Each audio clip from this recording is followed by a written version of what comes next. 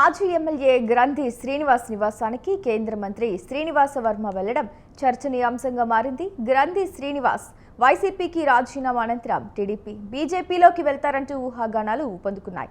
అయితే ఇప్పటి వరకు ఏ పార్టీలోకి వెళ్లకుండా మాజీ ఎమ్మెల్యే గ్రంథి శ్రీనివాస్ స్తబ్దుగా ఉన్నారు. బీజేపీలో కీలకంగా ఉన్న కేంద్ర మంత్రి వర్మ గ్రంథిని కలవడం హాట్ టాపిక్ గా మారింది. బీజేపీలో చేరబోతున్నారంటూ ప్రచారం జరుగుతోంది.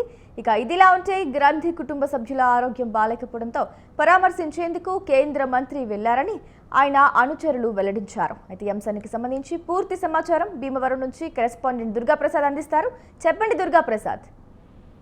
గ్రేసి, భీమవరం మాజీ ఎమ్మెల్యే గ్రంథి శ్రీనివాస్ త్వరలో బీజేపీలో చేరతారంటూ కూడా ఊహాగానాలు మొదలయ్యాయి. ఈ నేపథ్యంలోనే అంటే నిన్న సాయంత్రం ఏదవుతుందో గ్రంథి శ్రీనివాస్ కుటుంబ సభ్యులు అనారోగ్య బారిన పడటంతో అటు కేంద్ర మంత్రి శ్రీనివాస్ వర్మ గ్రంథి శ్రీనివాస్ నివాసానికి అయితే చేరుకుని అయితే శ్రీనివాస్ ని పరామర్శించిన అనంతరం అయితే 3 గంటల పాటు మాత్రం ఇద్దరి మధ్య కూడా చర్చలు అయితే కొనసాగాయి. ఈ నేపథ్యంలోనే అటు భీమవరం ని అభివృద్ధి చేయాలంటూ కూడా ఇటు గ్రంథి శ్రీనివాస్ ఇటు వర్మని అయితే కోరారు. అదే విధంగా కూడా ఆయన వైసీపీకి రాజీనామా చేసిన అనంతరం కూడా ఇప్పుడు ఏ పార్టీకి కూడా వెళ్లకుండా అలా తటస్థంగా ఉన్న పరిస్థితి అయితే నెలకొంది. మొదట్లో టీడీపీకి జనసేనకి పార్టీలో చేరతారంటూ కూడా ఊహాగానాలు ఎదురైన నేపథ్యంలో ఇప్పటికే బలంగా ఉన్న బీజేపీలో చేరతారంటూ కూడా ఇప్పుడు ఊహాగానాలు ఎదురవుతున్నాయి. ఈ నేపథ్యంలోనే ఇటు శ్రీనివాస్ వర్మ బీజేపీలోకి రావాలంటూ గ్రంథి శ్రీనివాస్ ని ఆహ్వానించినట్టు కూడా తెలుస్తుంది.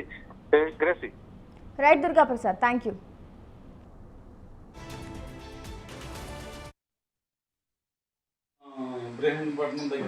దారిలో వెళ్ళాలంటే మనకి ఇప్పుడు ఉంటే దగ్గరికి ఉండి మనం